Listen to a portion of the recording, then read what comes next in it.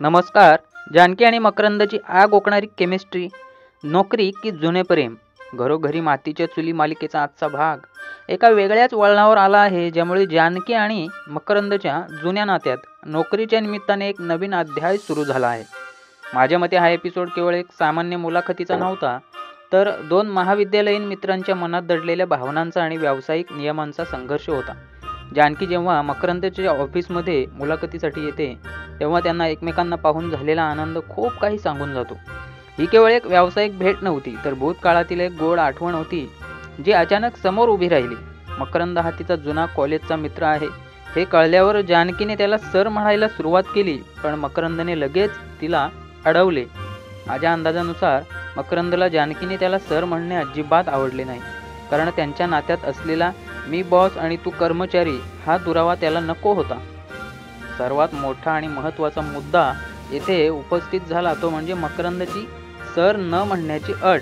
ही अट केवळ व्यावसायिक नियमांसाठी नव्हती, तर त्यांच्या जुन्या मैत्रीला जपण्यासाठी होती, असे मला वाटते.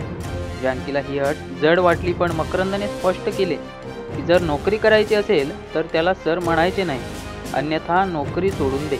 इथे मकरंदचे वागणे थोडे बॉसी आणि हट्टी असले तरी तो जानकीला एक खास स्थान देत होता, हे नक्की.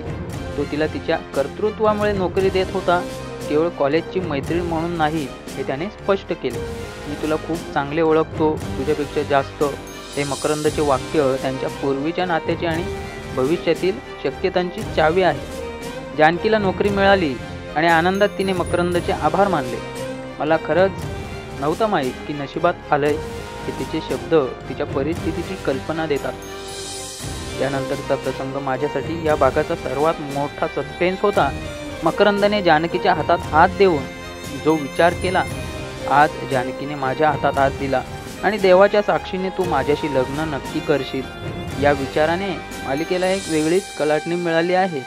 म्हणजे मकरंदच्या मनात जानकीबद्दल अजूनही प्रेम आहे आणि तो तिला बॉस म्हणून नव्हे, तर आयुष्यभराची जोडीदार म्हणून बघतोय. त्यामुळे बहुतेक जानकीला नोकरीवर ठेवण्यामागे त्याचे व्यावसायिक कारण कमी आणि भावनिक कारण जास्त होते, असा माझा ठाम अंदाज आहे. तर आता पुढे बघा, मंदिराच्या रांगेवरून वाद निर्माण होतो आणि त्याच्यामध्ये ऋषिकेशचा अहंकार आपल्याला दाखवलेला आहे. या भागात जानकी आणि ऋषिकेश यांच्यात जो जोरदार वाद झाला, तो खऱ्या आयुष्यातील अनेक गोष्टींवर बोट ठेवणारा होता. नोकरी मिळाल्याच्या आनंदात जानकी कुशदेवीच्या मंदिरात दर्शनासाठी गेली. तिथे तिला सुमित्रा आणि ऋषिकेश भेटले. मंगळवार असल्यामुळे मंदिरात खूप गर्दी होती, पण ऋषिकेशने आपला रुबाब आणि ओळख वापरून रांग तोडली आणि आपल्या आईला सुमित्राला थेट दर्शन घेण्यास लावले. जानकीला हे पाहून शांत राहवले नाही.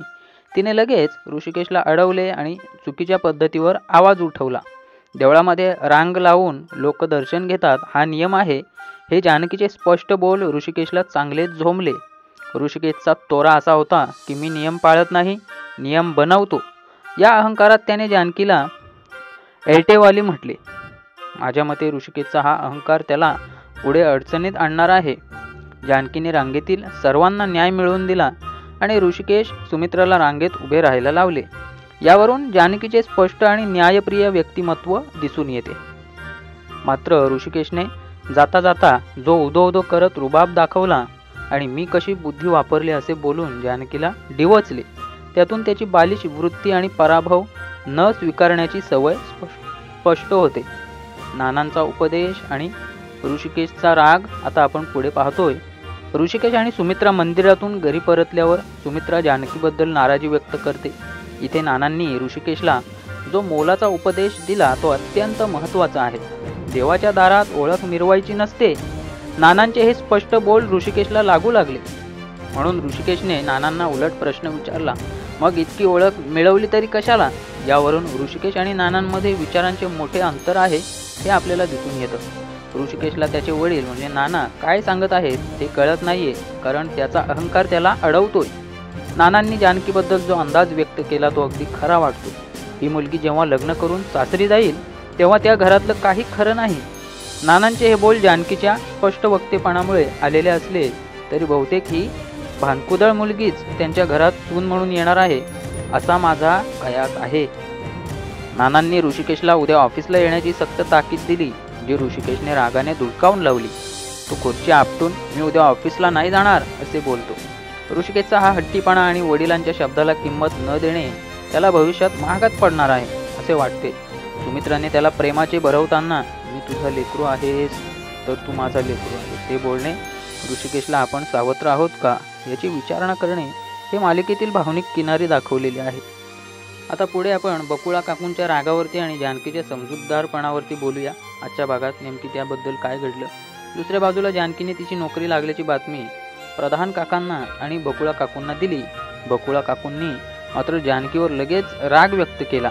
माझ्या मुलीचं लग्न मोडलं आणि तुला तिकडे नोकरी लागली. हे त्यांचे बोल अत्यंत वेदनादायक होते.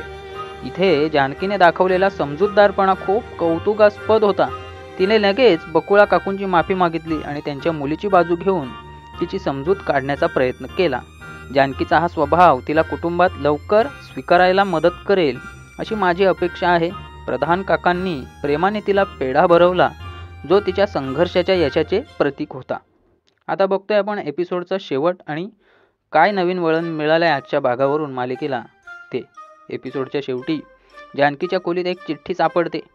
ती चिठ्ठी वाचून जानकी खूप भडकते आणि तिला कळते की त्याने नोकरीसाठी तिच्यासमोर काही अटी ठेवल्या आहेत जे तिला मान्य नाहीत.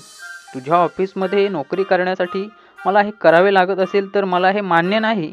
हे तिचे बोल मकरंदकडे होते हे स्पष्ट आहे. आणि इथेच मोठा ट्विस्ट आहे.